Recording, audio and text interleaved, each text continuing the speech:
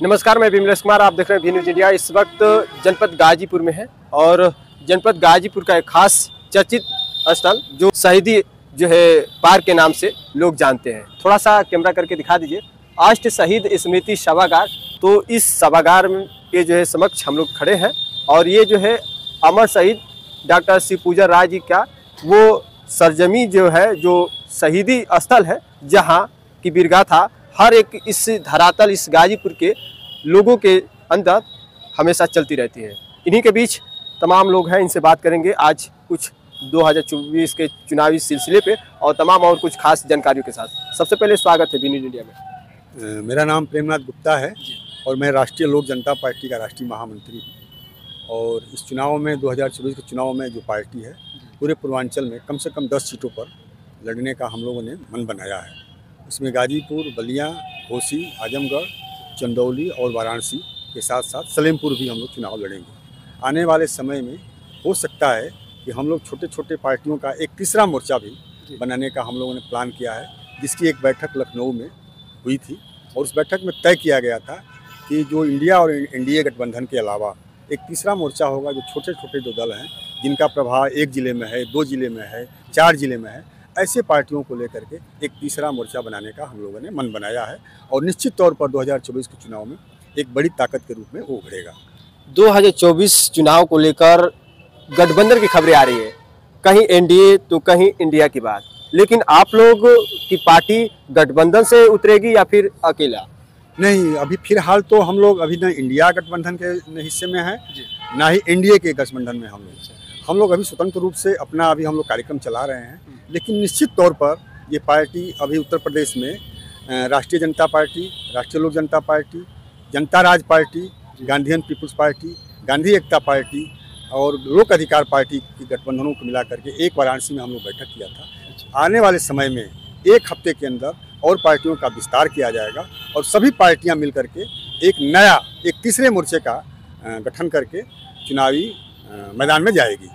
क्या लगता है कि चुनावी मैदान में तमाम पार्टियां गठबंधन करके मजबूती इकट्ठा की है और आप लोग जो है ऐसे स्वयं और इस चुनावी रण में जाने पर कहीं कमजोरियां महसूस नहीं दिखेगा? नहीं, कमज़ोर तो हम लोग हैं। ऐसा नहीं है कि हम लोग इंडिया गठबंधन जैसे जहां उनकी बहुत सी स्टेट में सरकार चलती है, भाजपा जो है, जो इंडिया गठबंधन है, उसकी डबल इंजन की सरकार है, पूरे देश और केंद्र में सरकार चलती है, उसके सामने तो हम लोग नहीं टिकते हैं संसाधन के मामले में। लेकिन जनता का जो उभार है, जो जनता का जो इन दोनों गठबंधनों से जो नाराज़गी है, उसको हम लोग अपने पाले में करने का पूरा प्रयास कर रहे हैं।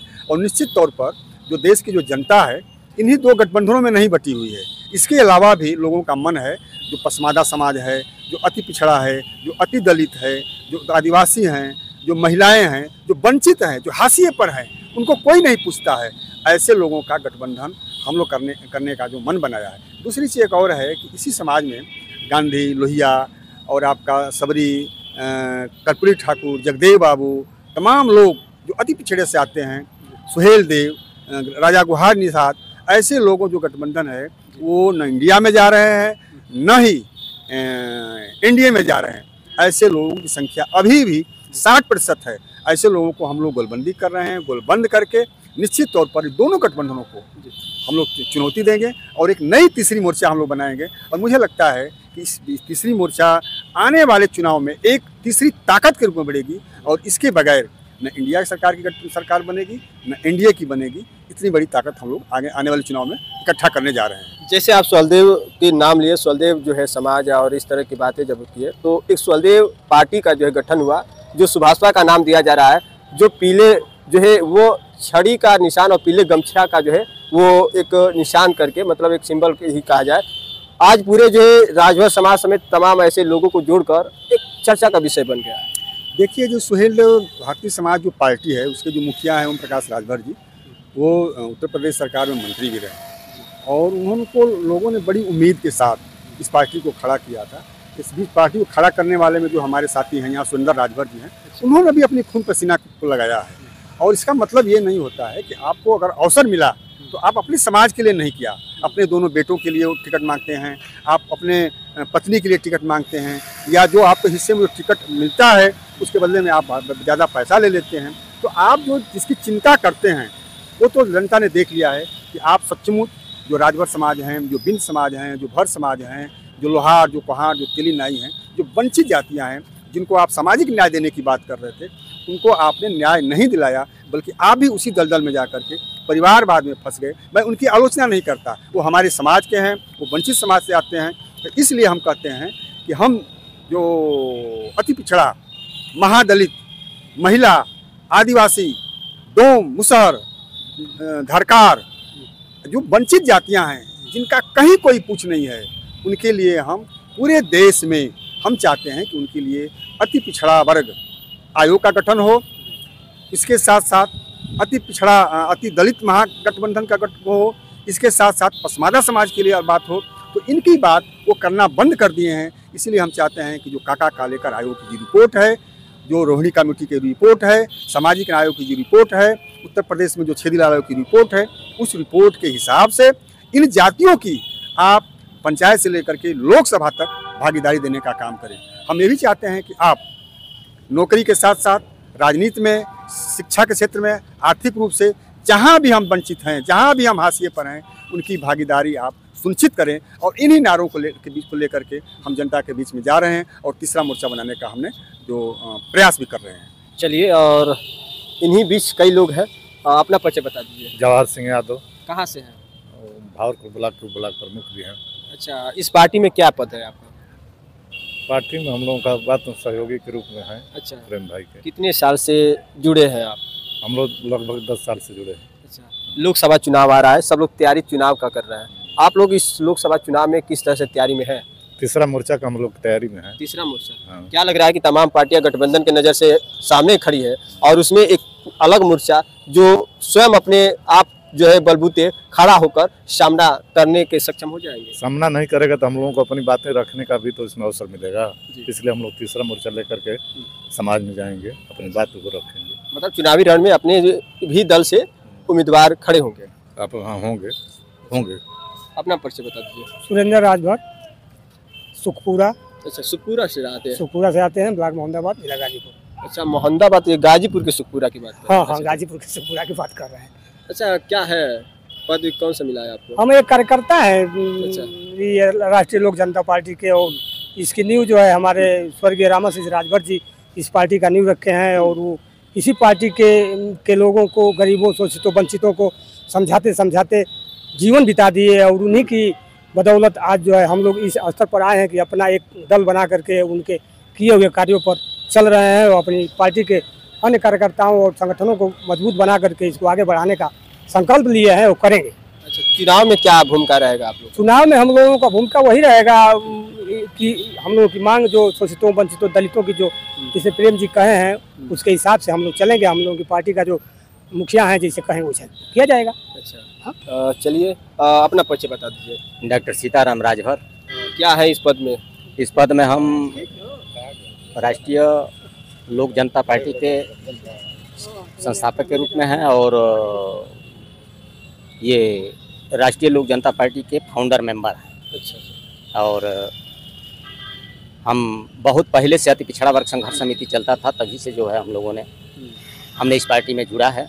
अच्छा। हाँ, और इसमें हम कार्यरत हैं। अच्छा, ये बताइए, तमाम ऐसे क्षेत्रों में जाने के बाद एक बात आता है कि जब लोगों के बीच में कई जो पार्टियां, एक क्षेत्रों में दबदबा जिसका होता है, बोल वाला होता है, उसके बीच में जो पार्टियां जिसका कोई नामो निशान नहीं होता है, उसका जब नाम आता है तो लोगों से कैसे बातें चलती है, लोगों को कैसे हैंडल किया जाता है? देखिए, ये जो है हम लोग तमाम तरह के जो है अपना छोटे छोटे मीटिंगों के माध्यम से, सदस्यता अभियान के माध्यम से, हम लोग धरना प्रदर्शन के माध्यम से, ये पेपर के माध्यम से, मीडिया के माध्यम से तमाम लोगों को जो है हम लोग जागरूक करने का काम करते हैं। और इसी के तहत हम लोग जो है तमाम अभियान चला रहे हैं, सदस्यता अभियान चला रहे हैं, लोगों में जाकर के अपनी बातें कर रहे हैं। अच्छा, चुनाव को लेकर क्या बताएंगे? चुनाव के संबंध में जैसे राष्ट्रीय लोक जनता पार्टी के राष्ट्रीय नेतृत्व जो तय करेगा, उसके हिसाब से जो गठबंधन की जो बात चल रही है, तो सारे लोगों को एक साथ एक समूह में लेकर के चला जाएगा। जैसे राष्ट्रीय नेतृत्व तय करता है उसके हिसाब से हम लोग चलने का कार्य। कहीं ये नहीं लगता है कि तमाम पार्टियां गठबंधन के नज़र से सामने खड़ी है और जो राष्ट्रीय लोकतंत्र जो ये पार्टी का नाम जो आप बता रहे हैं, ये पार्टी कहीं ना कहीं अकेला अपने दम पे जो खड़ी है, तो क्या कहीं चुनावी रण में आप लोग को नहीं लगता है कि कैसे सामना करेंगे? यदि गठबंधन बन जाता है, गठबंधन बन जाता है, हम लोग बनाने का प्रयास कर रहे हैं। यदि बन जाता है तब तो अच्छी बात है, नहीं तो पार्टी तो स्वतंत्र रूप से है ये है, और जैसा नेतृत्व तय करेगा उस हिसाब से जो है काम किया जाएगा। बहुत लोगों से जानकारी मिला कि इसी पार्टी में रहने वाले लोग आज सुभाषपा का दामन पकड़ लिए हैं, कभी इसी पार्टी से नाता रखते थे, क्या वजह हो गया? वजह ये रहा कि देखिए, नेताजी का दुर्भाग्य रहा, जब ये कौमी अति पिछड़ा वर्ग संघर्ष समिति चल रहा था, जब अफजाल अंसारी जी ने कौमी एकता दल का गठन किया, उसमें यह संगठन जो है उसी में जो है समाहित हो गया, उसी में विलय हो गया, और होने के बाद कौमी एकता दल का वह राष्ट्रीय महासचिव हो गए।